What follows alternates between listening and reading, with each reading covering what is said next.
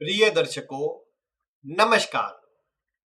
आज मैं आपको लग्न और सप्तम से जुड़ी एक अत्यंत महत्वपूर्ण और रोचक जानकारी देने वाला हूं। आपकी कुंडली के अंदर लग्न और सप्तम भाव का ये जो आमने सामने का एक्सिस होता है, ये बड़ा ही महत्वपूर्ण एक्सिस होता है। वैसे तो किसी भी भाव के ठीक सामने वाला जो भाव है, आप ये जानते हैं कि उसका विरोधी भाव लिया जाता है, उसका शत्रु भाव लिया जाता है। लेकिन जब आप वास्तविकता में इसे समझेंगे तो आप एक ही बात पाएंगे कि आपके ठीक सामने वाला जो भाव होता है वो आपको पूर्ण करने वाला भाव होता है। इसे लग्न और सप्तम से तो आसानी से समझा जा ही सकता है कि जो लग्न होता है, ये लग्न आपके स्वयं के व्यक्तित्व को स्वयं के बारे में दर्शाने का कार्य करता है और सप्तम भाव आपके जीवन साथी का होता है। तो आप और आपका जीवन साथी दोनों मिलकर के अपने जीवन को पूर्ण करते हैं। तो ये इस प्रकार से तो आप देख ही पाते हैं, लेकिन इससे भी महत्वपूर्ण बात यह भी है कि आप अपने किसी भी भाव को ले लीजिए, उस भाव से ठीक सामने वाला जो भाव होता है वो कहीं ना कहीं उसका सपोर्टिंग भाव होता है। अगर ये पक्की बात समझ करके चलिए आप, अगर किसी भी भाव के ठीक सामने वाला भाव अत्यधिक कमजोर है तो उसके ठीक सामने वाला भाव भी कमजोर हो जाएगा। मैं आपको अन्य उदाहरण के माध्यम से समझाता हूं। मान लीजिए किसी व्यक्ति की कुंडली में आपने देखा कि चतुर्थ भाव अत्यंत कमजोर है, पीड़ित है। चतुर्थ भाव यानी मानसिक सुख, चतुर्थ भाव यानी आपका घर, चतुर्थ भाव यानी आपकी माता। ये सब विचार चतुर्थ भाव से होते, सुखों का विचार चतुर्थ भाव से होता है। अब अगर चतुर्थ भाव किसी भी कारणों से कमजोर है, पीड़ित है, तो ऐसी स्थिति में आप ये भी देख पाएंगे कि ऐसे व्यक्ति को दशम भाव का जो पूर्ण फल है वो भी प्राप्त नहीं हो पाएगा। दशम भाव यानी करियर में स्थिति, करियर में मिलने वाला मान सम्मान, सरकारी क्षेत्रों से मिलने वाला लाभ, ये सब चीजों में भी आपको कमी देखने को मिलेगी। ऐसा कभी नहीं होगा कि एक भाव के कमजोर होने से दूसरा भाव भी शून्य प्रभावी हो जाए, लेकिन ये जरूर रहेगा कि आमने सामने वाले भाव की जो ऊर्जा रहती है, पहले तो यह है कि पूर्ण रूप से अलग अलग ऊर्जा है। अब उस ऊर्जा का बैलेंस अगर बराबर नहीं है ना, तो ये निश्चित आप समझिए कि आमने सामने वाले भाव का एक का कमजोर होना भी दूसरे के प्रभाव में कमी अपने आप ले आता है। अब इसमें एक और बात आपको मैं समझा दूं कि देखिए, आमने सामने वाले भाव, कोई भी भाव की गणना कीजिए, भले आप तीसरे और नवे की गणना कीजिए या किसी अन्य भाव की, आप ये देख पाएंगे कि ये केंद्र संबंध में होते हैं। और मैंने तो वैसे आपको कई बार ये भी बताया है कि केंद्र के चारों भावों में बैठे हुए आपस में जो ग्रह होते हैं, ये भी एक दूसरे के लिए उतने सपोर्टिंग नहीं होते। क्यों? देखिए, लग्न की जो ऊर्जा है वो बिल्कुल अलग ऊर्जा है, चतुर्थ भाव की जो ऊर्जा है वो बिल्कुल अलग ऊर्जा है, सप्तम की जो ऊर्जा है वो बिल्कुल अलग ऊर्जा है। उदाहरण के लिए समझिए, चतुर्थ भाव जो होता है हमारे सुखों का होता है, ये सुख देने वाला भाव है। लग्न जो है हमारी ऊर्जा के लिए, हमारे एक्टिवेशन के लिए, हमारे द्वारा किए जाने वाले कार्यों के लिए है। इसके अलावा दशम भाव जो है वो कर्म का है। अब मान लीजिए कोई व्यक्ति, क्या आप ऐसा बोल सकते हैं कि एक ही समय पर सुखों का भोग भी करेगा और उसी समय पर वो कार्य भी करेगा, कर्म में अच्छा नाम भी बनाएगा? दोनों एक समय पर पॉसिबल बिल्कुल भी नहीं है। या तो व्यक्ति अपने जीवन काल में अपने करियर में अच्छा मेहनत करके कुछ हासिल कर सकता है, या फिर जीवन काल में सुख अर्जित कर सकता है। इसीलिए आप उन लोगों को देखिए जिनकी कुंडली कर्म प्रधानता में अधिक होती है, ऐसे लोगों के अंदर आप देखेंगे कि जीवन में जो सुख सुविधाएं उन्हें प्राप्त होना चाहिए वो कम मात्रा में होती है, या फिर अगर भौतिक सुख सुविधाएं है भी तो व्यक्ति उसका स्वयं भोग नहीं कर पाता, क्योंकि उसका दशम भाव जो बलवान है तो उसके सामने वाले भाव को वो अपने आप कम कर देता है। इसीलिए आमने सामने वाले या केंद्र के जो भाव है उनका आपसी तालमेल, आपसी एक मैनेजमेंट होना बहुत जरूरी है। यही केंद्र अन्य भावों पर भी लागू होता है। आपने देखा कि दूसरा, पांचवा, आठवां और ग्यारहवां, ये जो चारों भाव है ये भी आपस में केंद्र में आते हैं। अब दूसरा भाव आप जानते हैं हमारे भोजन का है, हमारे कुटुंब का है, हमारे मतलब वाणी का है। पंचम भाव जो है ज्ञान का है, पंचम भाव हमारे पूर्व के पुण्य का है, पंचम भाव संतान का है, पंचम भाव शिक्षा का है, पंचम भाव पेट का है। अब इसे दो तीन आप तरीकों से समझिए। दूसरा भाव आपकी वाणी का है। अब ऐसा व्यक्ति जो बोलता है उसमें आप कहीं ना कहीं ऐसे व्यक्ति का ज्ञान तो समझते हैं कि ऐसे व्यक्ति में ज्ञान है, ऐसे व्यक्ति में कुछ न कुछ तो मतलब ऐसे व्यक्ति को पता है जो ये अपनी वाणी के द्वारा बता रहा है। क्योंकि पंचम भाव जब तक सपोर्ट में नहीं होगा दूसरे के, तब तक व्यक्ति अपनी वाणी से सही प्रभाव उत्पन्न नहीं कर पाएगा। एक और तरीके से समझिए, अगर व्यक्ति ने खराब भोजन किया, जो दूसरा भाव दर्शाता है, व्यक्ति का भोजन खराब हुआ, व्यक्ति ने गलत वस्तु का सेवन कर लिया, तो सीधा असर उसके पंचम भाव यानी उसके पेट पर आएगा। पेट खराब है तो दूसरा भाव भी खराब है। यानी जो व्यक्ति, आप देखते हैं कि ऐसे भोजन का, ऐसे खाद्य पदार्थ का सेवन करता है जो उचित नहीं, तो उसका पंचम भाव अवश्य से आप देख पाते हैं कि वो भी किसी न किसी रूप में खराब रहता है। उससे संतान में समस्या आए, या संतान भी ऐसी निकले जो कि उतना सही व्यक्ति के साथ तालमेल न बैठा पाए, तो इसमें कोई आश्चर्य नहीं होना चाहिए। अब यहाँ चूंकि ये स्थिति बनी, मान लीजिए व्यक्ति खराब भोजन कर रहा है, पेट उसका खराब हुआ, अष्टम भाव जो कि उसके गुप्तांगों को दर्शाता है, मल द्वार अष्टम भाव से देखा जाता है।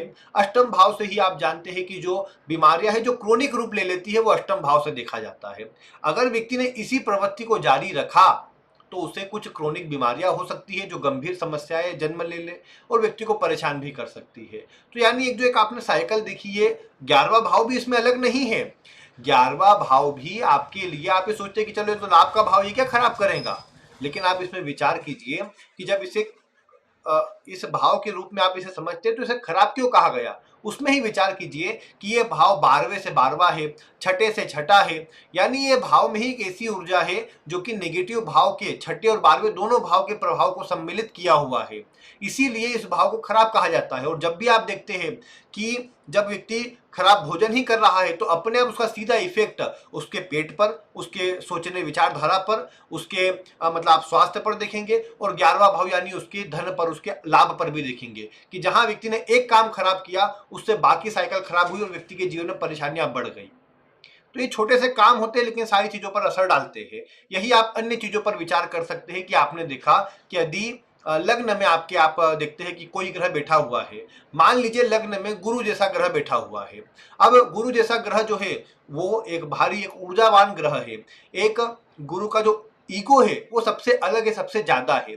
ऐसा व्यक्ति के अंदर जो भी गुण है, जो भी चीजें हैं, लेकिन क्या ऐसा व्यक्ति अपने से ऊपर अन्य को मानेगा? जवाब आता है नहीं। व्यक्ति अपने नियम कायदों से चलेगा। आप कुछ प्राचीन ग्रंथों का अवलोकन करेंगे तो वहां ये भी आप देखेंगे कि लग्न के गुरु के बारे में ऐसा कहा गया है कि ऐसा व्यक्ति देवी देवता की पूजा भी ना करे। जबकि आप जानते हैं लग्न के गुरु वाला व्यक्ति बहुत धार्मिक होता है। फिर ऐसा क्यों कहा कि ऐसा व्यक्ति देवी देवता की पूजा भी ना करे, मंदिर में ना जाए? मतलब न जाए, मतलब ऐसा नहीं कि मतलब नहीं जाना चाहिए। इस संदर्भ में कहा कि ऐसा व्यक्ति का स्वभाव ऐसा होता है कि वो मंदिर जाना भी पसंद ना करे। ऐसा क्यों कहा? तो इसके पीछे जब आप उसका तर्क समझते हैं तो वो यही होता है कि ऐसे व्यक्ति में ईगो इतना होता है, या ऐसे व्यक्ति का कार्य करने का तरीका ही ऐसा होता है कि वो अपने से ऊपर किसी को नहीं समझता, भगवान को भी नहीं। यानी जब बात आएंगी ना कि मतलब कुछ कार्य करने की, धार्मिक कार्य करने की, तो व्यक्ति के मन में पहली चीज ये भी आ सकती है कि अगर मैं मंदिर जा रहा हूँ, रास्ते में कोई जरूरतमंद मिल गया मुझे, तो मैं उस जरूरतमंद व्यक्ति की सहायता कर दूंगा, मंदिर नहीं जाऊंगा तो भी मुझे फल मिल जाएगा। ये सोच व्यक्ति के मन में जरूर से रहेगी। ये लग्न के गुरु के ईगो के कारण होती है। अब मान लीजिए किसी व्यक्ति के लग्न में गुरु है, अब सप्तम भाव में कोई भी ग्रह हो, सप्तम भाव में किसी भी स्थिति क्यों ना हो, क्या ऐसे व्यक्ति को वैवाहिक सुख मिल पाएगा? जवाब आता है नहीं मिल पाएगा।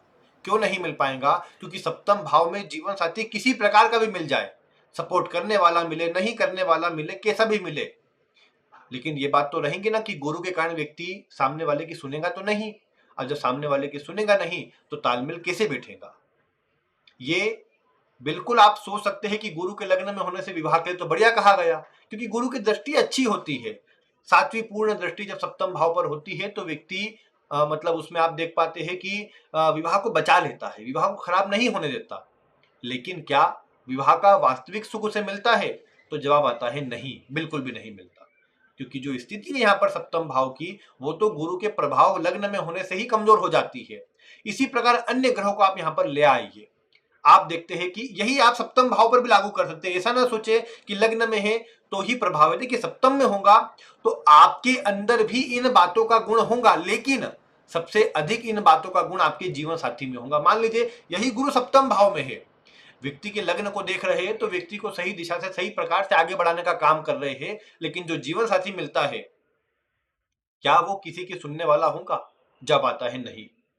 यही चीज आप अन्य ग्रहों पर जब लागू करते हैं कि आपने देखा सूर्य पर कि लग्न का सूर्य है, आपने कहा कि जो सूर्य है ये व्यक्ति को आत्मविश्वासी, स्वयं के अनुसार कार्य करने वाला, किसी के दबाव में न रहने वाला और ऊर्जावान बनाता है। तो यही सूर्य जब सप्तम भाव के लिए आप देखेंगे कि अगर लग्न में सूर्य जैसी ऊर्जा है तो सप्तम में उसे काउंटर करने वाली, उसे बैलेंस करने वाली ऊर्जा होनी चाहिए, ताकि जीवन साथी जो मिले वो इस तरह की ऊर्जा को बैलेंस कर पाए।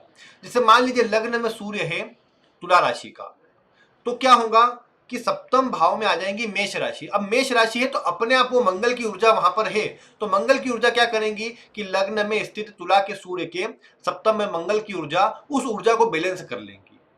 और इससे क्या देखेंगे आप कि वैवाहिक जीवन में लग्न के सूर्य से भी कोई दिक्कत नहीं आएगी। यही चीज उल्टी कर दीजिए, सप्तम भाव में नीच राशि का सूर्य, तुला का सूर्य भी विवाह को खराब नहीं होने देगा।